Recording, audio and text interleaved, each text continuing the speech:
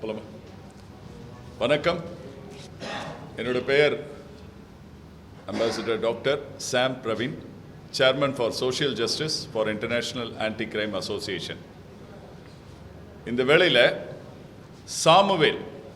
சாமுவேல்ன்ற ஒரு இளைஞர் பல பெண்கள்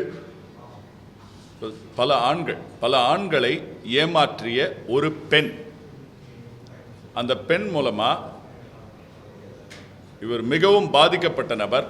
அது மட்டும் இல்லாமல் அந்த பெண்ணுக்கு பின்னாடி என்ன விவரங்கள் இருக்குது, யார் யார் தலையீடு இருக்கு, அவர்களுடைய ரெக்கார்டிங்ஸ், அவங்க என்னென்ன பணம் கேட்டு மிரட்டினாங்கலேருந்து என்கவுண்டர் பண்ணிடுவேன் கொலை மிரட்டல் விட்ட வரைக்கும் மொத்த டீட்டெயில்ஸும் நான் இந்த பத்திரிகையாளர் சந்திப்பில் நான் கொடுக்க விரும்புகிறேன்.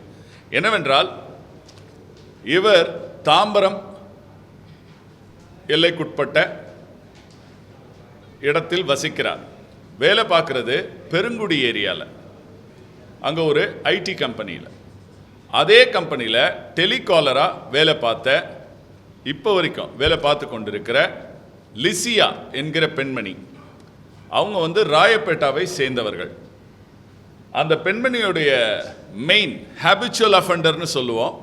எப்படின்னா, மெயினான தொழிலே அதுதான். எந்த இளைஞர்கள் இன்னசென்ட்டாக ஏமாளிகளாக இருக்கிறாங்களோ அவங்க கிட்ட பேச ஆரம்பிக்கிறது, அவங்கள மயக்க ஆரம்பிக்கிறது, அவங்கள லவ் பண்ண சொல்லி கம்பல் பண்ண வேண்டியது. அதுக்கப்புறமா அடுத்த ஒரு 3-4 மாதத்தில் காவல் நிலையத்தில் அவங்க மேலே கம்ப்ளைண்ட் கொடுத்து மிரட்டி பணம் பறிக்கிறது. இது ரெகுலராக நடந்துகிட்டு இருக்கு. இது அவர்களுடைய தாயார் துணையோடும் சேர்ந்து நடந்து கொண்டிருக்கிறது. அவர்கள் பின்னாடி ஒரு பெரிய மாஃபியா கேங்ஸ்டர்ஸ் குரூப்பே இருக்குது. அதுக்கு தலைவர் ஒரு காவல் ஆய்வாளர். அவர் ஏற்கனவே சஸ்பெண்ட் ஆகி திருப்பி டிரான்ஸ்ஃபர் ஆகி திருப்பி இங்கே ஊருக்கு வந்திருக்கவர். அந்த காவல் ஆய்வாளருடைய இன்ஸ்ட்ரக்ஷன் அண்ட் சப்போர்ட், இன்ஸ்பெக்டர் பேர் மோகன்தாஸ். நிறைய பேருக்கு பரிச்சயமான பெயர். மோகன்தாஸ் என்ற இன்ஸ்பெக்டர் தான் மெயினான பேக் போன் சப்போர்ட்டாக இருக்கிறாரு. அது மட்டும் இல்லாமல் இப்போ இவர் மேலே என்னன்னா, ராயப்பேட்டா ஸ்டேஷனில் கம்ப்ளைண்ட் கொடுக்க முடியாது. ஏன்னா இவங்க முன்னாடி ஏமாத்தின, ஜஸ்ட் ஒரு 3-4 மாதத்துக்கு முன்னாடி ஏமாத்தின இந்த பையனை ராயப்பேட்டா ஸ்டேஷனில் வச்சு தான் 5 லட்ச ரூபா பைசல் பண்ணியிருக்கிறாங்க. இந்த பையன் 5 லட்ச ரூபா கொடுத்ததுனால இவன் மேலே இருந்த கம்ப்ளைண்ட்டை வாபஸ் வாங்குறேன்னு சொல்லி எழுதி கொடுத்து முடிச்சிருக்கிறாங்க. அதற்கான ஆதாரங்கள் நான் சமர்ப்பிக்க உள்ளேன் இருக்கு. அதே ஸ்டேஷனில் இன்னொரு கம்ப்ளைண்ட் இவர் மேலே கொடுக்க முடியாதுன்றதுக்காக ராயப்பேட்டாவில் வசிக்கும் ஒரு பெண்மணி நம்ம சேலையூர் காவல் சரகத்துக்கு உட்பட்ட சிட்லப்பாக்கம் ஆலுமன் போலீஸ் ஸ்டேஷன், அனைத்து மகளிர் போலீஸ் ஸ்டேஷனில் போய் ஒரு கம்ப்ளைண்ட்டை கொடுத்து டிசியை பார்த்து, டிசி கிட்ட அந்த ஏசி கிட்ட ஏசியை பார்த்து, ஏசி கிட்ட இன்ஸ்பெக்டர் பேசி, மீன்ஸ் இவங்களுடைய பேக் போன் இன்ஸ்பெக்டர் பேசி, உடனே அங்கேருந்து ஏடபிள்யூபிஎஸ்ல இந்த பையனை கூப்பிட்டு ஆல்மோஸ்ட் ஒரு 25 டேஸ் 25 நாள் இந்த பையனை அவ்வளோ ஒரு மிரட்டல் மேலே மிரட்டல் கொடுத்துக்கிட்டே இருக்காங்க. ஆனால் இது வரைக்கும் கம்ப்ளைண்ட்டை காட்டவும் இல்லை, எஃப்ஐஆர் போட்டுருவேன்னு சொல்லி மிரட்டுறாங்களே தவிர, கடைசியாக அவங்க என்னத்துக்கு பண்ண வந்தாங்கன்னா, அந்த ரெக்கார்டிங் இங்கே கையில் ஃபைனலாக நான் கொடுக்குறேன் எல்லாருக்கும். 7.5 லட்ச ரூபா அந்த பெண்ணுக்கும், இந்த பேரம் பேசிய இன்ஸ்பெக்டர் ஜெயலட்சுமி என்கிற காவல்துறை ஆய்வாளர் அவர்களுக்கு 1.5 லட்சமும் 50,000 மோகன்தாஸ் இன்ஸ்பெக்டருக்கும் கொடுக்கறதுக்காக அவங்க பேசின ரெக்கார்டிங் நான் சப்மிட் பண்ணுறேன். இதுதான் மெயின் காரணமே. இளைஞர்களை இன்னைக்கு மிரட்டி பணம் பறிக்கிறது காவல்துறை பின்னாடி வச்சிருக்கிறது. இந்த காவல்துறையில் இருக்க 1-2 அதிகாரிகளால் மொத்த காவல்துறைக்கும் கெட்ட பேர் தான்.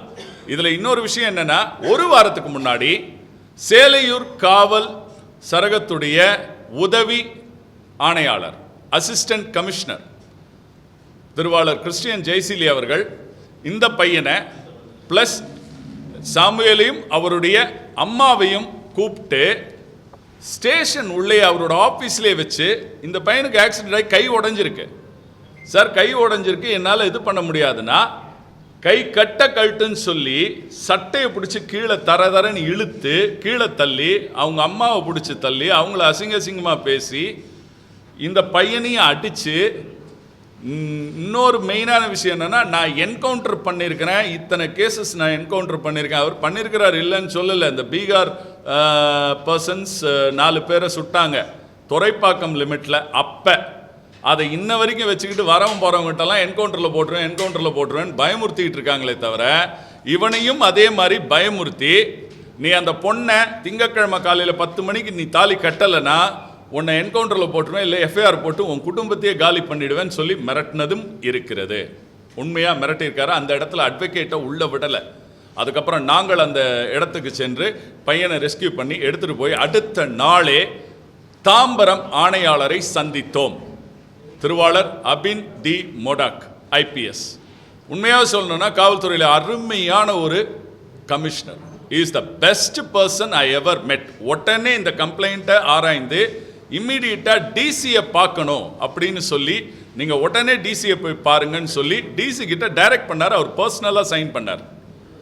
ஆனால் ஒரே ஒரு பிரச்சனை என்னன்னா, டிசியை பார்க்க சொல்லி கமிஷனர் சொல்லிட்டார். ரொம்ப சந்தோஷம். அவருடைய நேர்மையான ஒரு விசாரணை எங்களுக்கு மிகவும் சாட்டிஸ்ஃபைடாக இருந்தது. அந்த நம்பிக்கையில் டிசி கிட்ட போனோம். ஆனால் டிசி கிட்ட போன பிறகு தான் தெரியுது அங்கே தான் மெயின் பாயிண்டே இருக்குன்னு. டிசி அருமையான மனிதர், டிசியை நான் குறை சொல்லலை. ஆனால் டிசியை சந்திக்க விடாமல், சாமியை தரிசிக்கணும்னா பூசாரி வரம் கொடுக்காதுன்னு வைங்க, அந்த மாதிரி ஒரு பிரச்சனை. டிசியோட ஆஃபீஸில் டிசியோடைய அட்மின் SI திரு புகழேந்தி அவர்கள் எங்களை டிசியை சந்திக்கவே விடலை. நாங்கள் பேப்பரை அனுப்பிச்சிட்டேன். ஃபஸ்ட்டு கமிஷன் ஆஃபீஸில் பேப்பர் வரலன்னார். அங்கே ஃபோன் பண்ணி கமிஷனர் ஆஃபீஸ்லேருந்து பேசின உடனே வந்துருச்சு, நான் பேப்பரை ஏசி கிட்ட அனுப்பிச்சிட்டேனார். ஏசி தான் மெயின் குற்றவாளியே. இப்போ அவர் தான் அடித்ததை நோக்கி தான் நாங்கள் போனது. அவர்கிட்டே திருப்பி அனுப்பிச்சா எப்படின்னு நான் கேட்டேன். இல்லை நீங்கள் இன்னொரு கம்ப்ளைண்ட் கொடுங்க, டிசி கிட்ட கொடுக்குறேன்னு சொல்லிட்டு டிசி கிட்ட போய் காட்டிட்டு கையெழுத்து வாங்கிட்டு நான் டிசியை பார்க்கணும்னு சொல்கிறோம். அப்படியோ டிசி உங்களை பார்க்க மாட்டார். நான் தான் கேட்டேன், எப்போ நீங்கள் பப்ளிக் சர்வெண்ட் தானே, எங்களுக்கு ஒரு பிரச்சனை, நாங்கள் டிசி தானே பார்க்கணும் அப்படின்னு கேட்டேன். இருந்தாலும் அவர் எங்களை அலோவ் பண்ணவில்லை. இன்னொரு விஷயம், எனக்கு ஒரே ஒரு டவுட்டு, அவர் டிசியா இல்லைன்னா உள்ளே உட்காந்துருக்கவர் கோயல் சார் டிசியான்னு. அவர் நல்ல மனுஷன்தான், இல்லைன்னு சொல்ல. பட் இவரோட ஆஃபீஸில் பார்க்கும்போது இவர் தான் டிசி மாதிரி ஆக்ட் பண்ணிகிட்டு இருக்கார். எங்களை பார்க்க விடாமல் அங்கேருந்து திருப்பி எங்களை சேலையூர் காவல் நிலையத்துக்கு அனுப்பிச்சார். ஏசி ஆஃபீஸ் வந்தோம். அங்கேருந்து எங்களை திருப்பி என்ன பண்ணாங்க, சிட்லப்பாக்கம் ஆல்-உமன் போலீஸ் ஸ்டேஷனுக்கு அனுப்பிச்சாங்க. அங்கே உண்மையாகவே சொல்கிறேன், ADGP லா அண்ட் ஆர்டர் திருவாளர் மதிப்பிற்குரிய டேவிட்சன் ஆசீர்வாதம் IPS அவர்கள் சொன்னது, மரியாதையோடு எல்லாரையும் நடத்த வேண்டும் என்று உத்தரவு போட்டிருந்தார். உண்மையாக சொல்கிறேன், அந்த உத்தரவு இந்த இன்ஸ்பெக்டர் காதில் விழுந்துதான் தெரியல, இல்லை விழுந்தும் விழாத மாதிரி இருக்காங்களான்னு தெரியல. இருக்கிறதுலே தரக்குறைவான வார்த்தைகளில் தான் பேசிகிட்டு இருக்கிறாங்க. நாங்கள் இத்தனைக்கு எவிடன்ஸ் எல்லாத்தையும் கொடுக்குறோன்றோம். We got official records. அந்த பெண்மணி என்ன பண்ணுவான்ற வரைக்கும் மொத்த அஃபிஷியல் ரெக்கார்ட்ஸ், கிளியரான விட்னஸ் கையில் வச்சுட்டு இருக்கேன். அந்த முன்னாடி அஃபெக்ட் ஆன பையனை நிர்வாணமாக வீடியோ எடுத்து இப்போ வரைக்கும் மிரட்டிக்கிட்டு இருக்கான்னு அந்த பையனோட ஸ்டேட்மெண்ட்டை கையில் வச்சுட்டு இருக்கேன். கொடுக்குறேன், ரெடியாக இருக்கேன், இந்தாங்க மேடம் இதை கேளுங்கன்றோம். But they never accept. நான் இன்னொன்று சொன்னேன், சரி அப்படி தான் பண்ண போகிறீங்க, நீங்கள் அந்த கம்ப்ளைண்ட்டுக்கு எஃப்ஐஆர் போடுங்க, என் கம்ப்ளைண்ட்டுக்கு எஃப்ஐஆர் போடுங்க, போய் கோர்ட்டில் பார்த்துக்கலான்னு சொன்னோம். ஆனால் அதையும் அவர்கள் ஒத்துக்கவில்லை.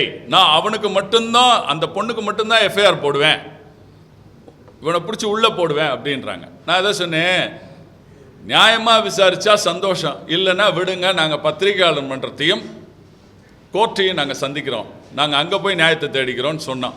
அப்போவும் அந்த அம்மா எங்ககிட்ட பகிரங்கமாக சொல்லுது, நீங்கள் இந்த மாதிரி கோஆப்ரேட் பண்ணலன்னா நான் எஃப்ஐஆர் போட்டுருவேன், நீங்கள் கோர்ட்டில் இல்லை இந்த பையனை அரெஸ்ட் பண்ணி உள்ளே போட்டுட்டு அதுக்கப்புறம் நீங்கள் கோர்ட்டில் போய் ஜாமீன் எடுத்துக்கோங்கன்னு எங்களை மிரட்டுறாங்க. நான் அதான் பார்த்தேன், ரைட் ஓகே சந்தோஷம்.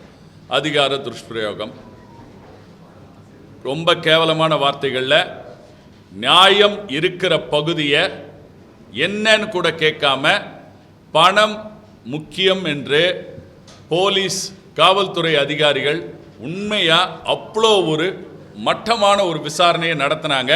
அதை விட முக்கியமாக இன்னொரு பாயிண்ட் என்னன்னா, திஸ் ஹேஸ் டு பி, இந்த பிரச்சனைகள் ராயப்பேட்டா காவல் சரகத்துக்கு உட்பட்டது அப்படின்னா ராயப்பேட்டை காவல் நிலையத்தில் கொடுத்துருக்கணும், அங்கே கொடுக்கல. அதை விட்டுட்டு கமிஷனரேட்டே மாறி இருக்கு. சென்னை கமிஷனரேட்லேருந்து தாம்பரம் கமிஷனரேட்டுக்கு போய் சேலையூர்லேயும் சிட்லப்பாக்கத்துலையும் கொடுத்து அங்கே விசாரிக்கிறதுக்கான நோக்கம் என்னன்றதையும் கேள்வி எழுப்பினோம். எங்களுக்கு சரிவர பதில் வரவில்லை காவல்துறையிலிருந்து. இதில் எங்களுக்கு சப்போர்ட் பண்ணது ஒரே ஒருத்தர் தான், உண்மையாக நியாயமாக சப்போர்ட் பண்ணவர் தாம்பரம் சிட்டி கமிஷனர் திருவாளர் மதிப்பிற்குரிய அபின் டி மோடக் ஐபிஎஸ் அவர்கள் மட்டும்தான் எங்களுக்கு உண்மையாக சப்போர்ட் பண்ணார்.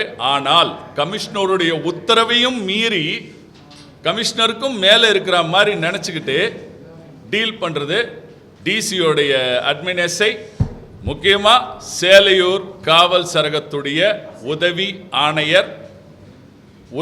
ஆணையர் மற்றும் ஆலுமன் போலீஸ் ஸ்டேஷனுடைய ஆய்வாளர், முன்னாள் ஆய்வாளர், லஞ்சம் கேட்ட ஆய்வாளர் ஜெயலட்சுமி, இப்போ இருக்கிற ஆய்வாளர், அவங்க யாரையுமே மரியாதையாக நடத்துறதில்ல. எங்களுக்கு அது ஆய்வாளர் பார்க்குற மாதிரியே தெரியல. நாங்கள் ஏதோ ஊர் பஞ்சாயத்தில் அரச மரத்தடியில் உட்காந்த மாதிரி இருக்குது போனால். ஏன்னா அவங்களுக்கு உண்மையாக ஒரு இங்கிலீஷ் வேர்டு கூட வரல. நாங்கள் கம்ப்ளைண்ட்டுன்னு சொல்கிறோம், இதெல்லாம் ப்ரூஃப்னு சொல்கிறோம், பட் ஒரு என்ன சொல்கிறது, நாட்டு வக்கீல் மாதிரி பேசுகிறாங்க கண்டிப்பாக. ஏன்னா ஒரு ப்ரொஃபஷ்னலிசம் இல்லை. காவல்துறை இவ்வளோ மோசமான நிலையில் இருக்குது. இந்த மாதிரி ரெகுலராக குற்றங்களை செய்து கொண்டிருக்கும் பெண்களிடமிருந்து உண்மையாக சொல்லப்போனால் இன்னைக்கு ஆண்கள் காப்பாற்றப்பட வேண்டிய நிலை வந்துவிட்டது. ஒருத்தன் ஆல்ரெடி 5 லட்ச ரூபா கொடுத்துருக்கேன், இந்த பிள்ளைகிட்ட இப்போ 7.5 லட்ச ரூபா கேட்குறாங்க. இன்னும் அடுத்தது வேறு ஸ்டேஷனில் கண்டிப்பாக 9 இல்லை 10 லட்ச ரூபா கேட்பாங்க. தொழிலாகவே குடும்ப தொழிலாகவே சேர்ந்து செய்து கொண்டிருக்கும் இந்த நபர்கள் மீது கடுமையான நடவடிக்கை எடுக்க வேண்டும். மற்றும் காவல்துறையில் இருக்கிற இந்த மாதிரி அதிகார துஷ்பிரயோகம் செய்த காவலர்கள் மீது, ஆய்வாளர் மீதும் உதவி ஆணையர் மீதும் உதவி ஆய்வாளர் மீதும் கடுமையான நடவடிக்கை தேவை என்று நாங்கள் இந்த நேரத்தில் பதிய விரும்புகிறோம். நன்றி, வணக்கம். மோகன்தாஸ் எப்படின்னா, ஜெயலட்சுமி இன்ஸ்பெக்டர் ஜெயலட்சுமி இருக்காங்க இல்லையா, அவங்க ஓப்பன் டாக்காகவே எங்ககிட்ட பேசும்போது எங்கள் அட்வொகேட் கிட்டையும் பேசினாங்க, எங்ககிட்டையும் பேசினாங்க. என்னன்னா, மோகன்தாஸ் சாருக்கு 50,000 கொடுக்கணும், எனக்கு 1.5 லட்சம் வேணும், அந்த பொண்ணுக்கு 7.5 லட்சம் கொடுத்தால் கேஸே இல்லாமல் ஆக்கிடுறோம்னு. அதுக்கான ஆதாரம் ரெடியாக இருக்கு, நான் அனுப்பிச்சிட்டேன். அவர் D2 அண்ணா சாலை போலீஸ் ஸ்டேஷனில் இருக்கார். அங்கே எந்த வழக்கம் இல்லையே, அவருக்கு இதுக்கு சம்பந்தமே இல்லை. ஆனால் அவருக்கு ஒரு இன்ஸ்பெக்டர் பேசுகிறார் அப்படின்ற ஒரு இது மட்டும். குற்றவாளிக்கு, குற்றம் சாட்டப்பட்டவருக்கு யாரும் வரல, ஆனால் குற்றமாக ரியலாக பண்ணுற ஒரு முக்கியமான தொழிலாகவே செய்கிற அந்த பெண்ணுக்கும் அந்த பெண்ணுடைய தாயாருக்கும் முக்கியமான ஏஜென்ட் அவர் தான். சார் ஓப்பனாக சொல்கிறேன், we are ready to go for a government test இம்மீடியட்டாக. இப்போ கரண்ட்டில் இப்போ கூட நேராக டெஸ்ட் வைக்கிறதுக்கு நாங்கள் ரெடி. இந்த பையனுக்கு வெர்ஜினிட்டி டெஸ்ட் கூட வைக்கலாம், அந்த மாதிரி எந்த விஷயங்களும் நடக்கலை. ஆனால் அந்த பொண்ணு என்ன பண்ணுறா, நாங்கள் உடலுறவு வச்சுட்டோன்னு ஒரு கதை விடுறா. அதை விட இன்னொரு முக்கியமான விஷயம் என்னென்னா, இதில் சொல்கிறேன், 3 தடவை இந்த பையனை அசால்ட் பண்ண ட்ரை பண்ணியிருக்காங்க. ஒன்று, ஆஃபீஸ்லேயே பாத்ரூமில் கூட ஒரு அடியாள் பிரபாகரன் ஒரு ஆளை வச்சு அடிச்சிருக்காங்க. ஆஃபீஸில் கம்ப்ளைண்ட் சொல்லியிருக்காரு. ஆஃபீஸில் அது அப்போதைக்கு மூடிட்டாங்களே தவிர, வீடு பூந்து 2 தடவை ரவுடிங்களோட வீடு பூந்து அந்த பொண்ணும் அந்த பொண்ணுடைய அம்மாவும் இவங்கள அடிச்சிருக்காங்க. இவங்க அம்மாவையும் தம்பியும் அடிச்சிருக்காங்க. அப்பா கிடையாது, அப்பா ஒரு கவர்மெண்ட் ஆஃபீஸர் இறந்துட்டாரு. ஸோ யார் சப்போர்ட் இல்லையோ அவங்ககிட்ட காசை பிடுங்கலான்னு இந்த வேலையெல்லாம் பண்ணியிருக்காங்க. அதுக்கு என்ன ஆதாரம்னா, அந்தைய தேதியில் 100க்கு டயல் பண்ணி கம்ப்ளைண்ட் ஆகி அந்த நம்பரோடு இருக்குது. அந்த இதை எடுக்கலாம். ஏசி ஒரு அடிச்சதுக்கு சாட்சி இருக்கான்னு கேட்டிங்கன்னா கண்டிப்பாக இருக்குது. அவங்க ஆஃபீஸில் இருக்க சிசிடிவியை நோண்டுனாலே ஆட்டோமேட்டிக்காக வெளியே வந்துடும். ஏசி ரூமில் இருந்த சிசிடிவி கழுத்தை பிடிச்சி இழுத்து அடித்ததுலேருந்து, இந்த பையனை கண்ணாபின்னான்னு பேசுனதுலேருந்து, அவங்க அம்மாவை தவறாக பேசுனதுலேருந்து எல்லா ஆதாரங்களும் அதில் இருக்குது.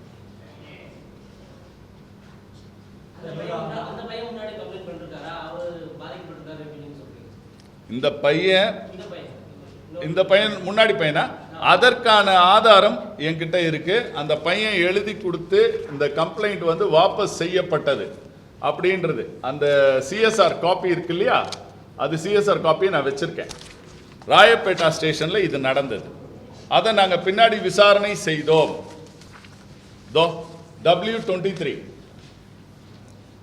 ராயப்பேட்டா ஸ்டேஷனில் அந்த பையன் கம்ப்ளைண்ட் கொடுத்து, அந்த பையன் மேலே இந்த பொண்ணு கம்ப்ளைண்ட் கொடுத்து 5 லட்ச ரூபா செட்டில்மெண்ட் வாங்கியிருக்கு. அதுக்கான இது இதில் இருக்குது, ஒப்புதல் இதில் இருக்குது. அந்த பையனுடைய ஸ்டேட்மெண்ட்டு என்கிட்ட இருக்குது, வாய்ஸ் ரெக்கார்டிங். எங்களுடைய director, one of the director, board director, அவங்களே டைரக்டாக பேசினப்ப அந்த பையனோட வாய்ஸ் ரெக்கார்டிங்கில் அவனே சொன்னது, நான் குளிச்சுட்டு வெளியே வந்தேன், என்னை நிர்வாணமாக வீடியோ எடுத்திருக்கா. அது எந்த விதத்தில் நியாயம் தெரியல. நீங்கள் நிர்வாணமாக யாரை வேணாலும் வீடியோ எடுத்துடலாமா? எடுத்தால் அது சட்ட பிரகாரம் சரியான்னு தெரியல. அதை விட இன்னொரு கொடுமை என்னென்னா, பழைய எஸ்ஐ அங்கே இருந்தாங்க, இப்போ அவங்க இல்லை. அந்த எஸ்ஐக்கு இந்த பையனோட நிர்வாண வீடியோவை அனுப்பிச்சப்ப அந்த எஸ்ஐ இந்த பொண்ணை கூப்பிட்டு வார்ன் பண்ணியிருக்காங்க, உன்னை இந்த இதுலேயே உள்ளே போட்டுருவோம், நீ ஒழுங்கு மரியாதை கொடுக்குறத வாங்கிட்டு ஓடி போயிருன்னு சொல்லி கிளியர் பண்ணி விட்டுருக்காங்க. அப்போ 5 லட்ச ரூபா செட்டில்மெண்ட் வாங்கிட்டு அந்த பையனை கழட்டி விட்டுட்டு, இன்னொரு கொடுமை என்னன்னா, அந்த பையன் கூட இருக்கும் போதே இவனுக்கு லவ் டார்ச்சர் கொடுத்துட்டு இருந்ததுக்கு அந்த பொண்ணு. ஏன்னா அவனை கழட்டி விட போறோன்னு தெரிஞ்ச உடனே அடுத்த மரத்தாவணும் இல்லையா. ஸோ அதற்காக இந்த பையனை ப்ரெஷர் மேலே ப்ரெஷர். ஃபர்ஸ்ட் ஆரம்பத்தில் அவங்க ஆஃபீஸில் இந்த பொண்ணு பேசினது பிரதர், அண்ணன். 1 வருஷம் தாண்டின உடனே பழகின பழக்கம் அண்ணன், கண்ணன் அப்படின்னு மாத்துறதுக்கு முயற்சி பண்ணாங்க.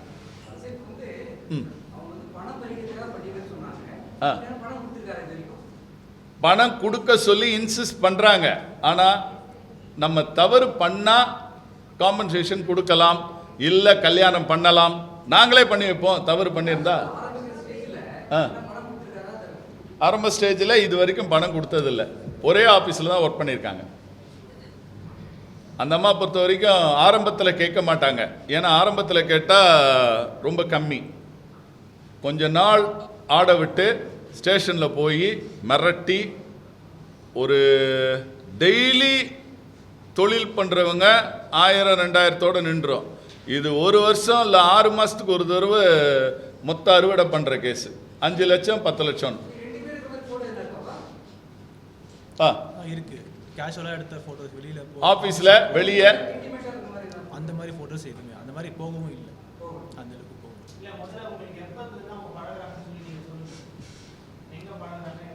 நட்பு ரீதியாக பழகணும். 3 வருஷத்துக்கு முன்னாடி ஒரே டீம் ஒரே ஆஃபீஸில் ஒர்க் பண்ணோம். அவங்க வேறு டீம் மாறிட்டாங்க. அதுக்கப்புறம் ஏஜேஸ்னு ஒரு கம்பெனியில் வந்து ஒர்க் பண்ணிகிட்டு இருக்கோம் 3 வருஷமாக. ஆமாம், நான் ஜாயின் பண்ணுறப்போ தான் அவங்களும் ஜாயின் பண்ணியிருக்காங்க. 6 மாதம் ஒரே டீம் இருந்தோம். ஒர்க் ரிலேட்டடாக பேசிகிட்டு இருந்தோம். இப்போ ஒர்க் ஃப்ரம் ஹோம். அதுக்கப்புறம் போக போக அவங்க வேறு மாதிரி பேச ஆரம்பித்தாங்க. அதை நான் அவாய்ட் பண்ண ட்ரை பண்ணேன். ஆனால் அவங்க வந்து ரொம்ப வந்து வற்புறுத்திட்டு லவ் டார்ச்சர் சொல்லி இது பண்ணிகிட்டே இருந்தாங்க. வற்புறுத்தி பண்ணணும்னு சொல்லிட்டு நான் எதுவும் கொடுக்கல. இவங்களுடைய தொழில் என்னன்னா, முதல்ல எதுவும் வாங்க மாட்டாங்க. ஒரு 6 மாதம் கழிச்ச பிறப்பு போலீஸ் ஸ்டேஷனில் உட்கார வச்சு மொத்தத்துக்கும் சேர்த்து வட்டியோடு வாங்குறவங்க 5 லட்சம் 10 லட்சம்னு. This is what their real story. அவங்க இதுதான் அவங்களுடைய தொழிலே, குடும்ப தொழில். இன்னொரு ஒரு முக்கியமான விஷயம் சொல்கிறேன். இது பேர் வந்து பாலமுருகன். இவருக்கு இப்போ கல்யாணம் ஆயிடுச்சு. பாலகுமார் கல்யாணம் ஆவறதுக்கு முன்னாடியே இவரை நிர்வாணமாக வீடியோ எடுத்து இவர்கிட்ட பல ஆயிரங்கள் பணம் பறிக்கப்பட்டது. இப்போ வரைக்கும் அவங்க வீட்லேயே 6 மாதம் லிவிங் டுகெதரில் வாழ்ந்திருக்காங்க 2 பேரும் கல்யாணம் பண்ணாமல். இதுக்கு அவங்க அம்மா கூட உடந்த, இது அம்மாவா இல்லை மாமாவான்னு தெரியல. I don't know. பிகாஸ் அவங்க அம்மா ஃபோட்டோவும் இருக்கு, இதோ காட்டுறேன்.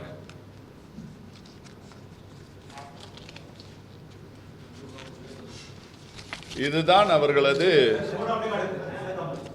அப்படியே காட்டுவா, வெயிட். ஓகே, அவர்கள் அம்மா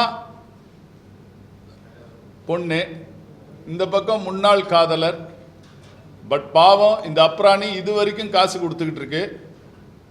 அவரோட வாய்ஸ் ரெக்கார்டிங் எல்லாருக்கும் அனுப்புகிறேன், கொஞ்சம் தயவுசெய்து கேளுங்க.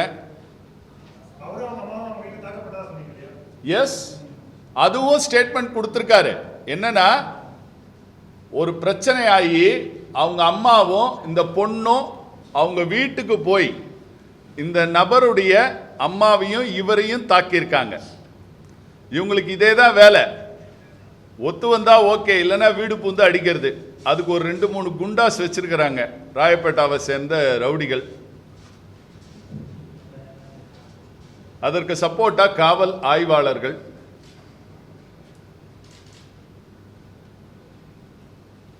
இப்ப சேலையூர் ஏசி, டிசியோட அட்மின் எஸ்ஐ.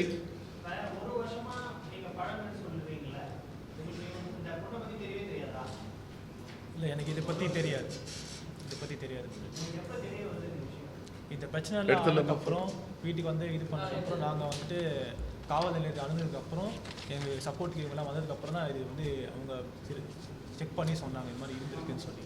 அது வரைக்கும் எனக்கு இது மாதிரி விஷயம் நடந்தது யாருக்குமே தெரியாது. எங்கள் ஆஃபீஸில் யாருக்குமே தெரியாது. அந்த பையனை எங்கள் ஆஃபீஸ் கூட ஒர்க் பண்ண பையன் தான். ஆனால் எந்த விஷயமே எனக்கு தெரியாது. இல்லை, இப்போ அந்த பையன் அந்த ஆஃபீஸில் எங்க பணம் கொடுத்த பிறகு அதுக்கப்புறம் ஆபீஸை விட்டா அம்மா தாயை ஆளை விடு, இதுக்கு மேலே என்கிட்ட காசு இல்லைன்னு திருச்சி ஓடின பையன் இப்போ அவன் திருச்சியில் இருக்கான், இன்னொரு ஆஃபீஸில் ஒர்க் பண்ணுறான். அந்த லிஸ்ட்டும் ரெக்கார்டிங் கொடுத்துட்றேன். அதே ஆஃபீஸில் தான் இருக்கார். But not in same division. அந்த பெண் ஒர்க் பண்ணுறது டெலிகாலிங், பிபிஓ மாதிரி. இவங்க ஒர்க் பண்ணுறது குவாலிட்டியில் இருக்காங்க.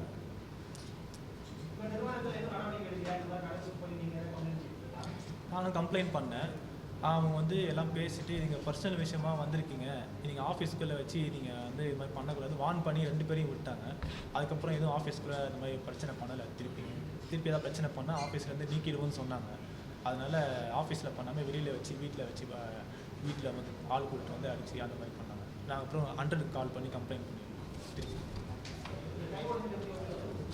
கை ஒரு சின்ன ஆக்சிடென்ட் ஆச்சு. ஆனால் எனக்கு அந்த பொண்ணு தான் வந்து ஆள் வச்சு அடித்த மாதிரி எனக்கும் தோணுது. கார் வந்து தட்டி விட்டு போயிட்டாங்க. இந்த இன்கொயரிலாம் நடந்துட்டு இருக்க நடுவு சமயத்தில் ஏசி வந்து உள்ளே போனோடனே கேஸ் லெட்டராக எதுவுமே கேட்கல. உள்ளே போனோடனே ரொம்ப அபியூசிவான வேர்ட்ஸ், வல்கராக வேர்ட்ஸ் யூஸ் பண்ணி எனக்கு பேசுறதுக்கு வாய்ப்பும் கொடுக்கலாம். அவ்வளோ தூரம் கேட்குறேன் சார், ஒரு நிமிஷம் எக்ஸ்பிளைன் பண்ண டைம் கொடுங்க. ஆனால் நீ பேசவே கூடாது, நான் பேசுகிறத நீ கேட்கணும், தலையை மட்டும் ஆட்டணும் அப்படின்னு சொல்லிட்டு, சார் எனக்கு பேச 2 நிமிஷம் டைம் கொடுங்க, எக்ஸ்பிளைன் பண்ணி சொல்கிறேன்னா அவர் விடவே இல்லை.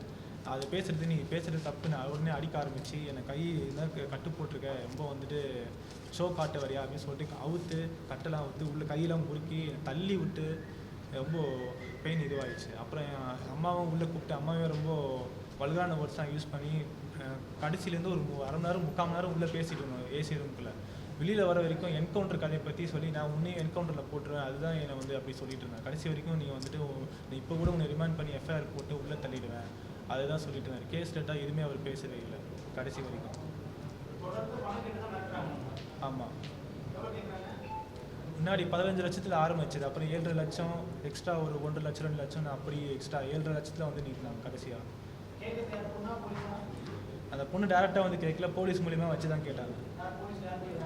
போலீஸில் வந்து முன்னாடி இருந்த ஜெயலட்சுமின்ற இன்ஸ்பெக்டர் உமன்ஸ் போலீஸ் ஸ்டேஷனில் அவங்க டேரெக்டாகவே கேட்டாங்க, அவங்க ரெக்கார்டிங்கும் இருக்குது. அதே மாதிரி அவங்களோட லாயரும் வந்து பேசி அவங்க லாயர் டேரெக்டாக வந்து எங்ககிட்ட கேட்டாங்க.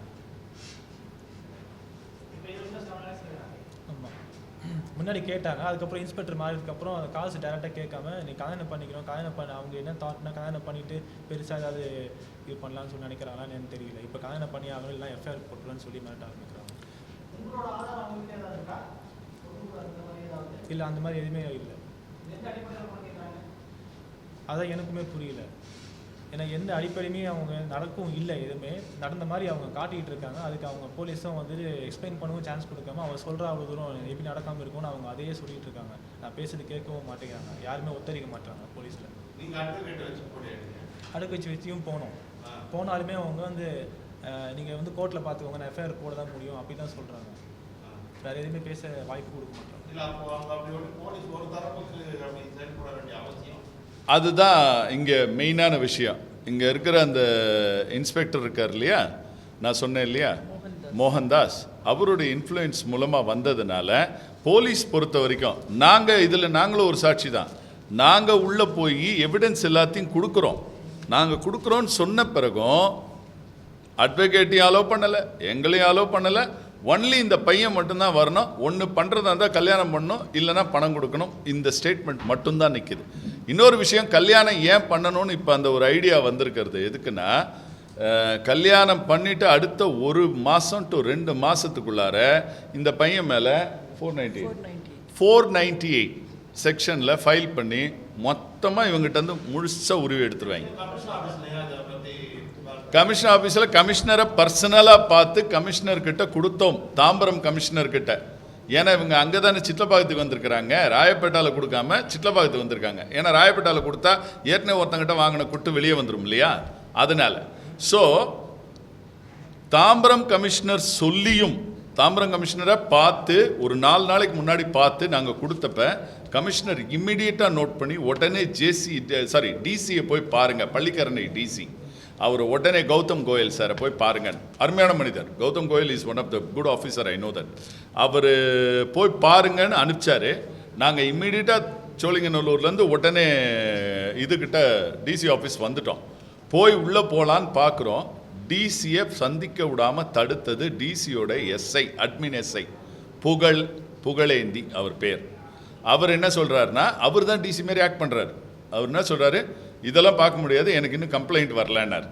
நான் உடனே கமிஷனர் சாருடைய பிஏ மார்டின் சாருக்கு ஃபோன் பண்ணி கேட்டேன், என்ன சார் நீங்கள் சொன்னீங்க வந்துருச்சுன்னு சொன்னீங்க, ஆனால் இவர் வரலன்னு, ஃபோனை கொடுங்கன்னு சொன்னார். ஃபோனை கொடுத்தேன். அப்போ சார் வந்துடுச்சு சார், நான் அதை ஏசி கிட்ட ஃபார்வர்ட் பண்ணிட்டேன் சார்னார். அங்கேருந்து அனுப்பிச்சதை டிசி கிட்ட காட்டாமல் ஏசி கிட்ட ஃபார்வர்ட் பண்ணியிருக்கார். ஏசி தான் மெயினாலே இவர் அடித்தது, அதை குறித்து தான் போய் கம்ப்ளைண்ட்டை கொடுக்க போயிருக்கோம். அவர்கிட்டயே கொண்டு போய் கொடுத்தா எப்படி?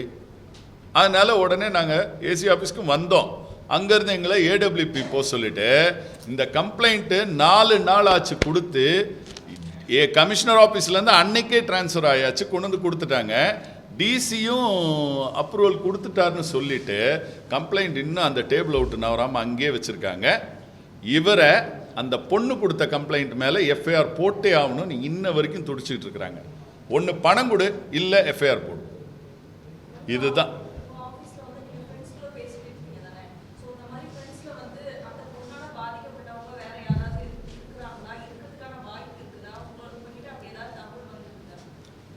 இப்போ வரைக்கும் அந்த மாதிரி எந்த தகவல் வரல. எனக்கு தெரிஞ்ச வரைக்கும் எங்கள் ஆஃபீஸில் பாலகுமார்ன்ற மூலம் தான் எங்களுக்கு எல்லாருக்குமே தெரியும். இது மாதிரி நிறைய பேர் இருக்கலாம்னு நாங்கள் நினைக்கிறோம், ஆனால் எங்களுக்கு இன்ஃபர்மேஷன்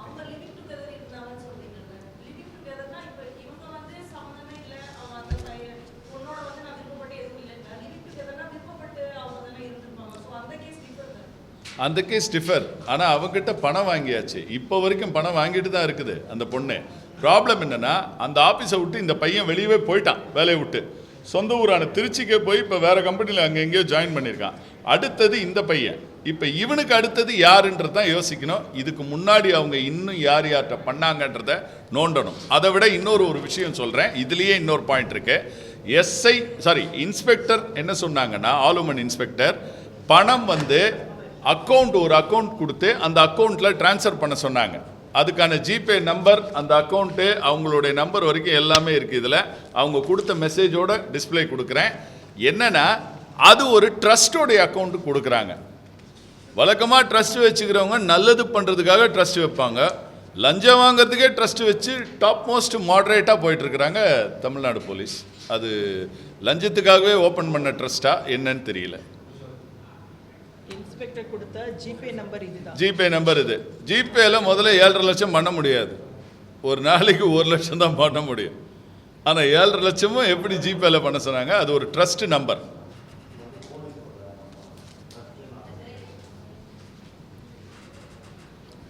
அந்த ஆபீஸில் முதல் விக்டிம் இந்த பையன், 2வது விக்டிம் இந்த பையன், 3வது எந்த ஏரியாவில் போய் கொடுப்பாங்க, யார் எந்த பையன்றதை நோண்டி எடுக்க வேண்டியதுதான். நம்ம வேற வழியில்.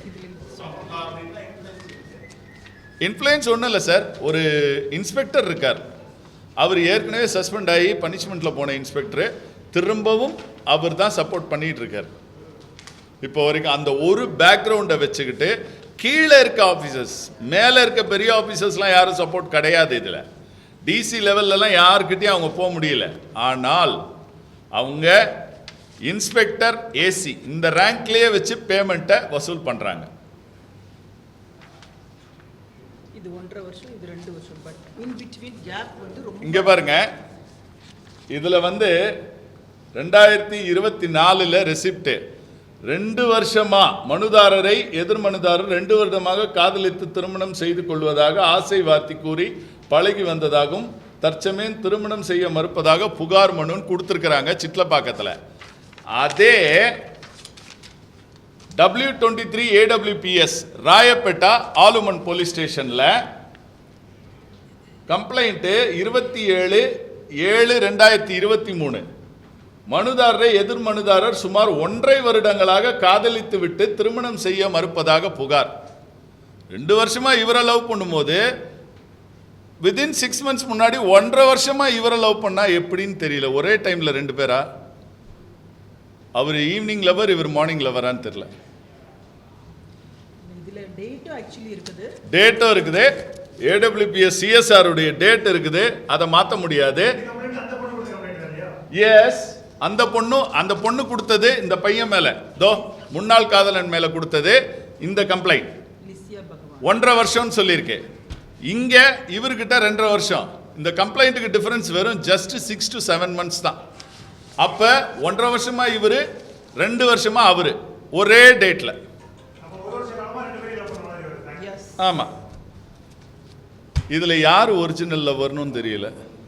போன வருஷம் 6வது மாசம் வருது, இந்த வருஷம் 7வது மாசத்துல இந்த பையன் மேல கம்ப்ளைண்ட்.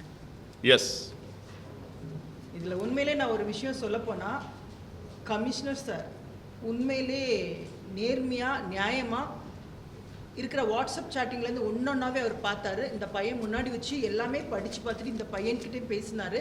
பேசினதுக்கப்புறம் முன்னால் அந்த பாலகுமாரோட ஸ்டேட்மெண்ட் இருக்குதா அதை கேட்டார். அதை கேட்ட உடனே எழுதி எடுத்து அனுப்பிட்டாங்க. பட் சார் இது எப்போ வரும் அப்படின்னா, இல்லைம்மா இன்றைக்கே நான் வந்து டிசி கௌதம் கிட்ட அனுப்புகிறேன், நீங்கள் இந்த பையனுக்கிட்ட நேராக டிசி கௌதம் சாரை பாருங்கன்னு சொன்னார். பட் 2 days வர எந்த ரெஸ்பான்ஸ் வராமல் commissioner PA sir Martin is a very good person, உடனே எந்த ஒரு விஷயத்தில் ரெஸ்பான்ஸ் பண்ணி, இல்லை மேடம் நான் உடனே பார்க்குறேன் அப்படின்னு சொல்லிக்கிட்டு டிசி கௌதம் கோயலை நீங்கள் உடனே நேராகவே போய்ப்பாங்க, பேப்பர் நேற்றே போயிடுச்சுது அப்படின்னு 2 daysக்கு முன்னாடி சொன்னார்.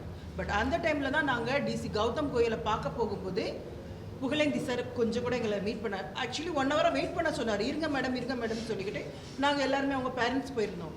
இருங்க மேடம் சொன்னதுக்கப்புறம் கொஞ்சம் கூட ரெஸ்பான்ஸ் பண்ணல. இல்லை AWP நாங்கள் பேப்பர் அனுப்பிட்டோம், நீங்கள் அங்கே போங்க அப்படின்னு சொல்லி ஏசி ஆஃபீஸ் அண்ட் AWP.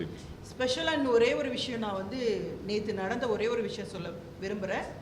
நேற்று பகல ஃபுல்லாக எங்களுக்கு எந்த காலும் வரல. நேற்று நைட்டு 8 மணிக்கு ஏசி ஆஃபீஸ், செல்லியூர் ஏசி ஆஃபீஸ்லேருந்து என்ன சொல்கிறாங்கன்னா, ஏசி ஆஃபீஸில் பேப்பர் இருக்குது, அது எடுத்துகிட்டு நீங்கள் டிசி ஆஃபீஸ்க்கு போங்க. என்னைக்கு போகணுமா?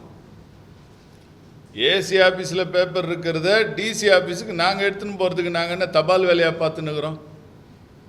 அங்கேருந்து தானே இங்கே வந்திருக்கு, விசாரிக்க வேண்டியது உங்கள் கடமை. திருப்பி அதை எடுத்துன்னு போய் நான் டிசி ஆஃபீஸ் கொடுக்கறதுக்கு போலீஸ் டிபார்ட்மெண்ட்டுக்கு நான் போஸ்டல் டிபார்ட்மெண்ட்டா இவங்க கொடுக்குற லெட்டர் எடுத்துன்னு போகிறதுக்கு?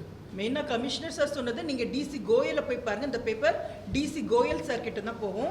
Is a really very good person DC Goyal, உண்மையிலே நியாயமாக விசாரிக்கிற மனுஷன். அண்டர் த கமிஷனர்ஸ் ஆர்டர் டிசியை தான் பார்க்க வேண்டியது. ஆனால் டிசியை பார்க்க விடாமல் கீழே இருக்கிற ஆஃபீஸர்ஸு கிட்ட அலைய விட்டு இந்த பையனை மனநோகடிச்சு இவங்க குடும்பத்தை கண்டிப்பாக உண்மையாக சொல்ல போனால் மொத்த குடும்பமும் தற்கொலை பண்ணிக்கிற அளவுக்கு ஸ்டேஜுக்கு போயிட்டாங்க.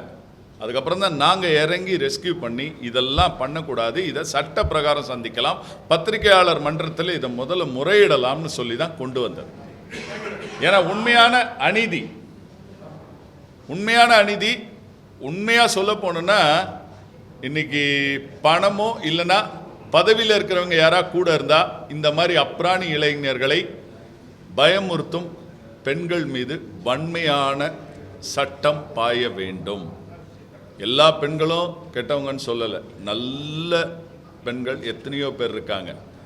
ஆனால் ஒரு சிலது இந்த மாதிரி தன் தொழிலே அதாக வைத்து கொண்டிருக்கிறார்கள். பெண்மையை தவறாக பயன்படுத்தி தொழிலை விருத்தி செய்து பணத்தை அதிகமாக பேராசையோடு சேர்க்கிற இந்த மாதிரி பெண்கள் மீது கண்டிப்பாக கடுமையான நடவடிக்கை எடுக்க வேண்டும்.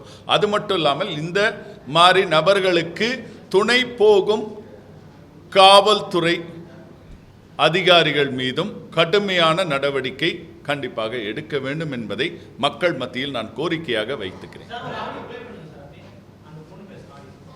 பொண்ணு பேசின ஆடியோ இல்ல, ஒன் ஃபோன் பொண்ணு பேசின ஆடியோ, அந்த பேமெண்ட்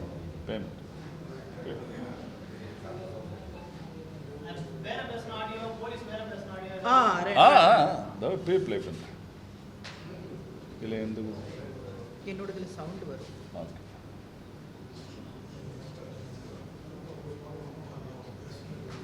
இது 2 ஃபர்ஸ்ட்.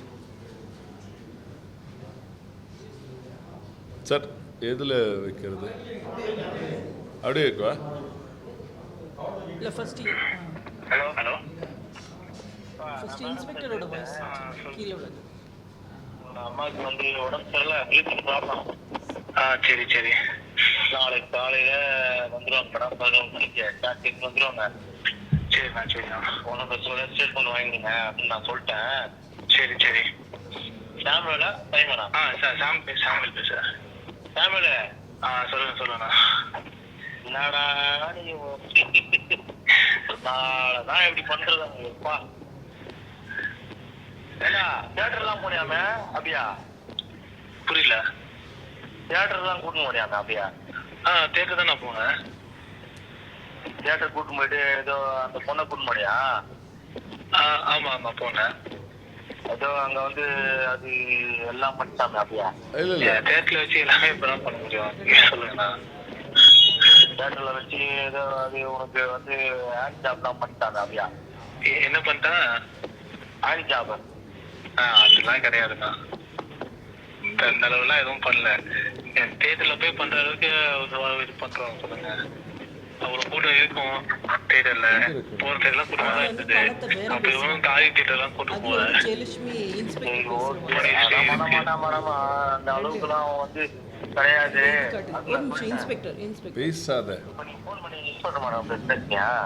ஆமா சொன்ன ரிக்வெஸ்ட் பண்ண. இல்ல மேடம் கொஞ்சம் காலைல வரேன்னு சொன்னா. வேற எதுவும் சொல்லல.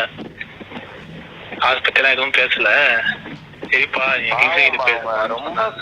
ரொம்ப அவங்க நம்மளுக்காக எஃபர்ட் எடுக்கிறாங்க. நீங்க இந்த நேரத்துல வந்து நாளைக்கு வரேன்னா அப்செட் ஆயிடுவாங்கப்பா அவங்க. இல்ல நான் புரியுதுண்ணா. ஸோ இன்னைக்கு வரேன்னு சொல்லிட்டு அப்புறம் கட்சி நேரத்துல பிரச்சனை ஆயிடக்கூடாதுன்னா வேற எதுவும் இல்லை. அவங்க வந்தா பிரச்சனை. அவங்க வரவே இல்லையே, நம்ம தான் போறோம். அதுதான் இன்னைக்கு வர ஈவினிங் சொல்லிருந்தோம் இல்லையா? சோ ரெடி பண்ணிட்டா வந்துடுறா அந்த மாதிரி இருந்துச்சு. பேமெண்ட் கேட்டது இல்ல இருக்கு. என்ன பண்றது? அதனாலதான் அதுவும் நான் அனுப்பிச்சிருக்கேன். 10 மணிக்கு வந்துருவீங்களா?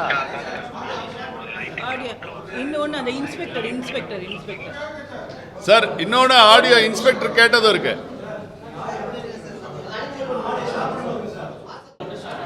ஷார்ட்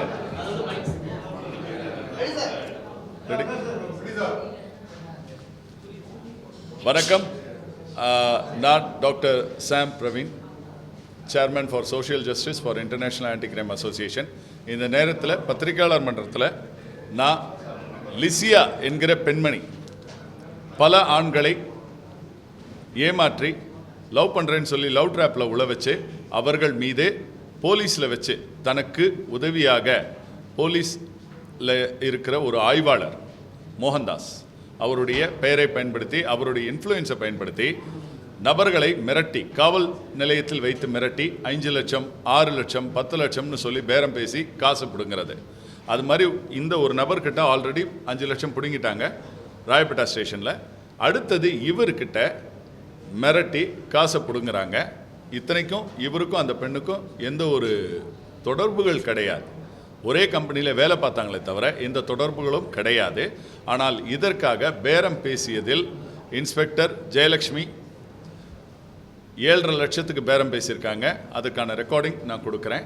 அதே போல் இவரை ஒரு வாரத்துக்கு முன்னாடி சேலையூர் ஏசி கிறிஸ்டியன் ஜெயசிலி அவர்கள் இவர் கை உடைஞ்சிருக்கு இருந்தாலும் கட்டை அவுக்க சொல்லி கையை முறுக்கி கழுத்தை பிடிச்சி கீழே தள்ளி அவருடைய தாயாரையும் அசிங்கமான வார்த்தைகளில் பேசி சித்திரவதை செய்திருக்கார்.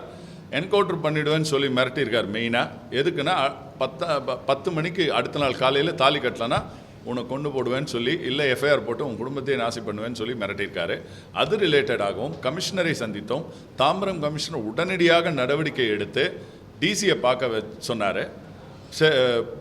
பள்ளிக்கரணை டிசியை பார்க்க போனப்ப அவரை சந்திக்க விடாமல் தடுத்த டிசியுடைய அட்மின் எஸ்ஐ திரு புகழேந்தி அவர்கள், இந்த கம்ப்ளைண்ட்டை திருப்பி நான் ஏசிக்கிட்டே அனுப்பிச்சிட்டேன், WPSக்கே போங்க, ஆல் உமன் போலீஸ் ஸ்டேஷனுக்கு சிட்லப்பாக்கத்துக்கும் போங்கன்னு சொல்லி எங்களை டைவர்ட் பண்ணி அலக்கழித்து இந்த பையனை இப்போ வரைக்கும் இவனையும் இவனுடைய குடும்பத்தாரையும் போலீஸ் காவல்துறையில் வைத்து மிரட்டி பணம் மட்டுமே குறிக்கோளாக வைத்துக்கொண்டு பணத்தை கொடுத்தா கேஸ் போடாமல் க்ளோஸ் பண்ணுவோம் அப்படின்னு.